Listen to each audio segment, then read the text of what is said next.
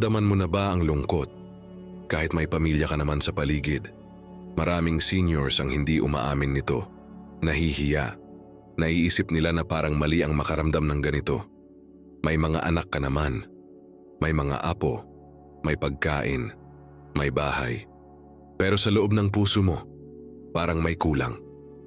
Kung nararamdaman mo ito, gusto kong malaman mo agad ito. Hindi ka nag-iisa at hindi ka mahina. Napakaraming seniors ang nakakaramdam ng lungkot kahit may kasama araw-araw. Hindi dahil kulang ang pamilya mo, kundi dahil nagbabago ang pangangailangan ng puso habang tumatanda. Noong bata ka pa, abala ang buhay. May trabaho, may responsibilidad, may umaasa sa'yo, ikaw ang tinatanong, ikaw ang gumagawa ng desisyon, ikaw ang may silbi. Pero habang tumatagal nagbabago ang lahat. Nagiging busy ang mga anak. May sarili na silang mundo. Mas maikli ang usapan, madalas hawak ang cellphone. At dahan-dahan, kahit hindi sinasadya, ang isang senior ay nagsisimulang makaramdam na parang hindi na siya napapansin. Mahalaga ang topic na ito dahil ang lungkot ay hindi lang emosyon. Nakakaapekto ito sa tulog, gana sa pagkain, lakas ng katawan, at kahit sa memorya. Kapag mabigat ang puso, humihina ang katawan. Simulan natin sa unang dahilan kung bakit maraming seniors ang nalulungkot kahit may pamilya. Ang unang dahilan ay pakiramdam na hindi ka naririnig. Maraming seniors ang may kausap araw-araw, pero kakaunti ang tunay na nakikinig. Minsan kapag nagsasalita ka parang minamadali ang sagot. Minsan tinatapos agad ang kwento mo. Minsan kinokontra ka agad. Sa umpisa, sinusubukan mo pa ring magsalita. Pero kapag paulit-ulit na ganito, tumitigil ka na lang. Sinasabi mo sa sarili mo na huwag na lang magsalita para walang gulo. Pero ang hindi mo alam, unti-unti nitong sinasaktan ang loob mo. Ang solusyon dito ay hindi pakikipagtalo. Hindi rin panunumbat. Ang solusyon ay dahan-dahang pagbabalik ng boses mo. Pumili ka ng isang taong komportable ka, isang anak, isang apo, isang kaibigan, kahit isang tao lang. Araw-araw, magbahagi ka ng isang simpleng bagay, isang alaala, isang opinyon, isang pakiramdam. Hindi kailangang mahaba, ang mahalaga, naririnig ka. Isa pang mabisang paraan ay pagsusulat. Maraming seniors ang gumagaan ang pakiramdam kapag nagsusulat ng iniisip nila araw-araw. Hindi ito kailangang ipabasa sa iba, para ito sa iyo, para mailabas ang bigat sa loob. Kapag hindi na ilalabas ang emosyon, naiipon ito. At kapag naiipon, nagiging lungkot.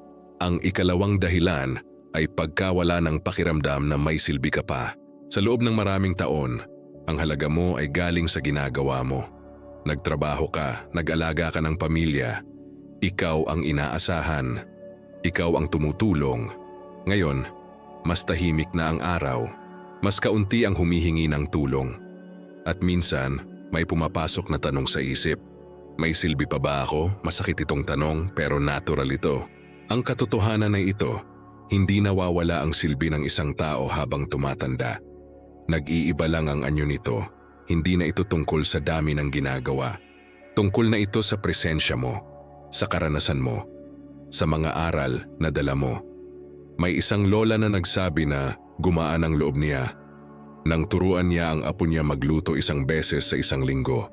Hindi dahil sa pagkain, dahil pakiramdam niya kailangan pa rin siya. Ang kaalaman mo ay mahalaga. Ang kwento mo ay mahalaga.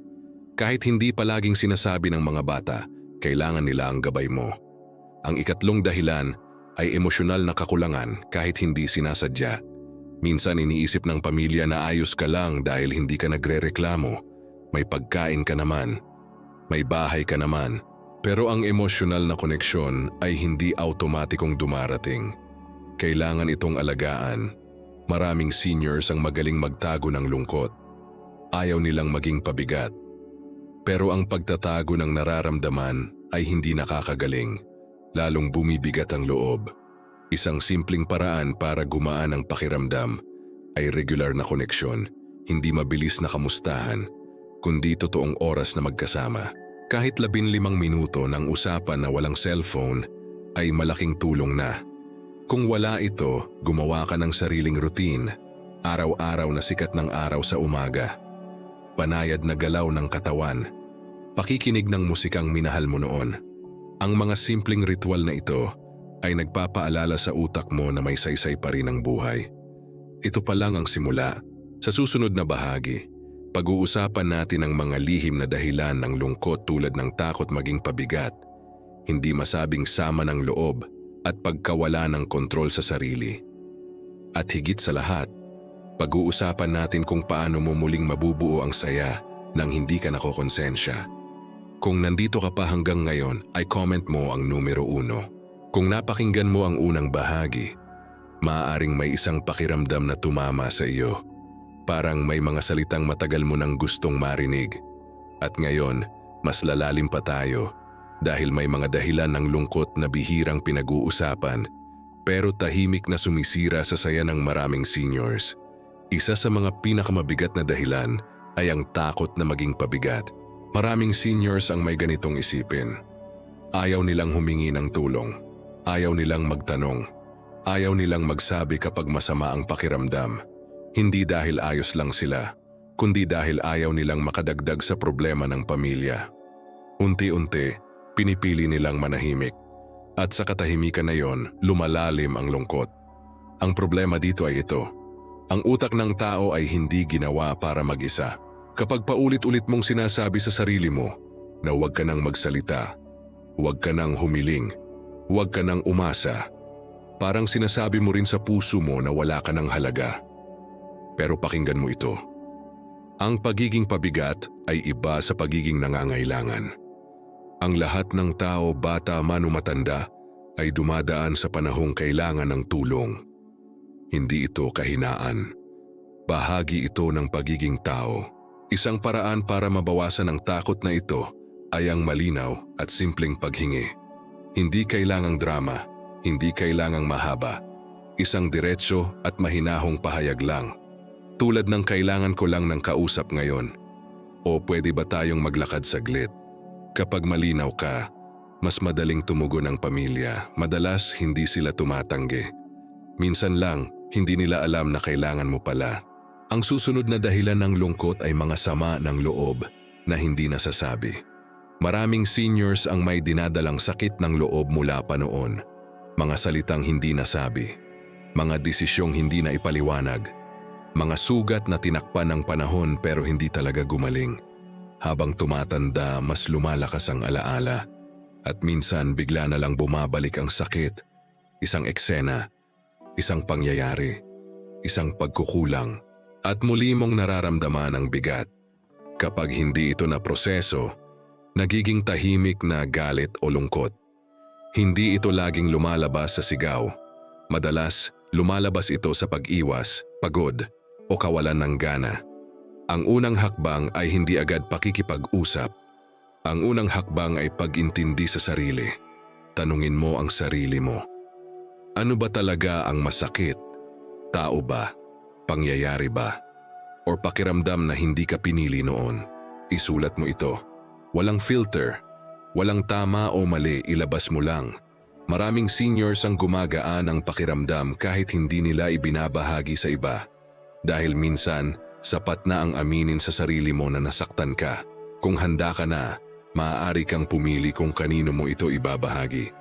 Hindi lahat ng tao kailangang makaalam. Isang taong mapagkakatiwalaan lang. Ang layunin ay hindi sisihan ng nakaraan. Ang layunin ay palayain ang sarili mo mula sa bigat nito. Ang ikatlong dahilan ng lungkot ay pagkawala ng pakiramdam na may kontrol ka pa sa sarili mong buhay. Habang tumatanda, maraming desisyon ang parang inaagaw. Kailan ka kakain? Ano ang pwede mo nang gawin? Saan ka pwedeng pumunta?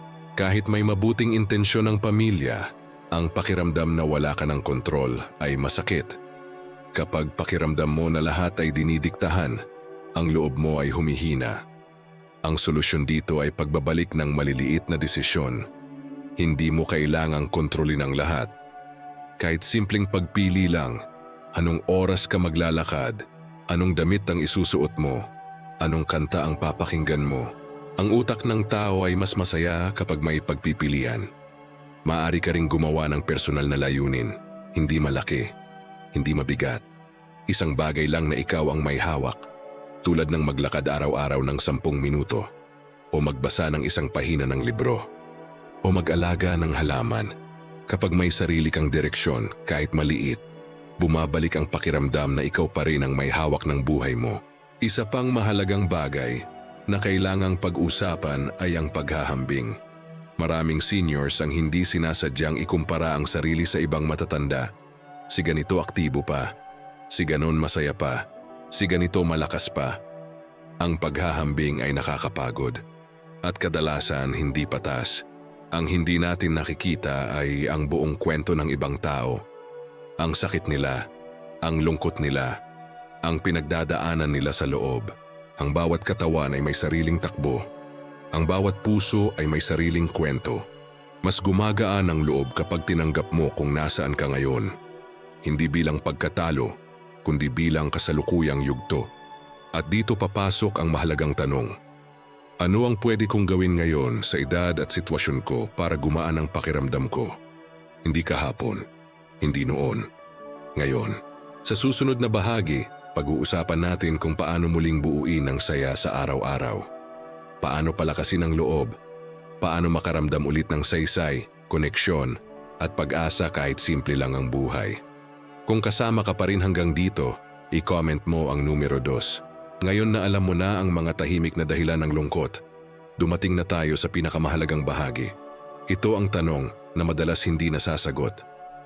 Paano ba muling maging masaya kapag senior ka na? Hindi yung pilit na saya, hindi yung ngiti para sa iba, kundi yung tunay na gaan sa loob kapag mag-isa ka na lang. Ang unang hakbang ay tanggapin na ang saya sa edad na ito ay iba na ang anyo. Noong bata ka pa, ang saya ay galing sa tagumpay, lakas at bilis. Ngayon ang saya ay mas tahimik, mas mabagal, mas malalim. Kapag hinahanap mo ang dating klase ng kasiyahan, madalas kang madidismaya. Pero kapag tinanggap mo ang bagong anyo nito, doon ito dumarating. Maraming seniors ang gumagaan ng pakiramdam nang matutunan nilang pahalagahan ang maliliit na bagay.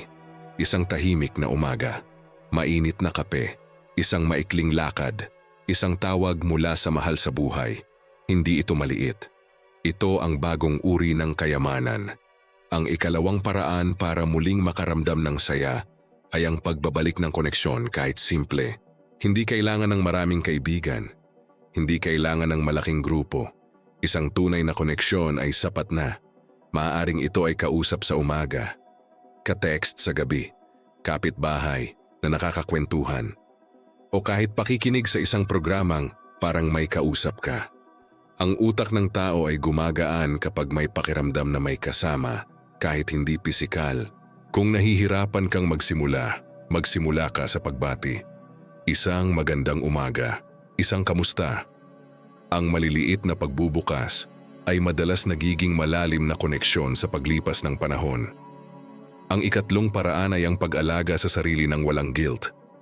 Maraming seniors ang inuuna ang iba, anak, apo, pamilya. Pero kapag oras na para sa sarili, parang may konsensya. Gusto kong linawin ito. Ang pag-alaga sa sarili ay hindi pagiging makasarili. Ito ay pangangalaga. Kapag inalagaan mo ang katawan at isip mo, mas kaya mong magmahal at magbigay. Alamin mo kung ano ang nagpapagaan sa loob mo. Maaaring ito ay tahimik na oras. Maaaring musika. Maaaring pag-aalaga ng halaman. Maaaring pagdarasal o paghinga ng malalim. Gawin mo ito araw-araw kahit sandali lang. Hindi kailangang ipaliwanag sa iba. Ito ay para sa iyo. Ang ika-4 na paraan ay ang pagpapatawad, lalo na sa sarili. Maraming seniors ang may mga pagsisisi. Mga desisyong iniisip sana iba ang ginawa. Mga salitang sana hindi nasabi. Mga pagkakataong sana sinubukan, ang nakaraan ay hindi na mababago. Pero ang bigat nito ay pwede pang bitawan. Ang pagpapatawad ay hindi pagkalimot. Ito ay pagbitaw sa parusa na matagal mo nang ibinibigay sa sarili mo. Sabihin mo sa sarili mo, ginawa ko ang makakaya ko noon gamit ang alam ko noon. Kapag paulit-ulit mo itong sinasabi, unti-unti itong pumapasok sa puso. Ang ika-5 paraan ay ang pagbibigay ng kahulugan sa araw mo. Hindi kailangang puno ang schedule mo. Kailangan lang may dahilan para bumangon. Isang gawain sa umaga, isang inaabangan sa hapon, isang ritual sa gabi. Kapag may inaabangan, gumagaan ang pakiramdam. Kapag may saysay ang oras, bumabalik ang sigla. At ang huling bagay na gusto kong iwan sa iyo ay ito. Hindi pa tapos ang kwento mo. Ang edad ay hindi katapusan ng saysay. Ito ay yugto ng karunungan. Yugto ng mas malinaw na pag-unawa sa buhay. May mga taong natutong maging masaya, hindi dahil perpekto ang buhay, kundi dahil tinanggap nila ito ng buo. Kung ikaw ay nalulungkot ngayon, hindi ibig sabihin nito na habang buhay ka ng ganito. Ibig sabihin lang nito, may bahagi ng puso mo na humihingi ng pansin. Pakinggan mo ito, alagaan mo ito, at dahan-dahan mararamdaman mo ang pagbabago. Maraming seniors ang muling nakahanap ng saya sa edad na akala nila huli na. At kaya mo rin. Kung umabot ka hanggang dito, ay comment mo ang salitang done. At kung nakatulong ito sa iyo, huwag kalimutang mag-like at mag-subscribe para sa mas marami pang paalala at gabay para sa mas masayang buhay pagkatapos ng edad 60.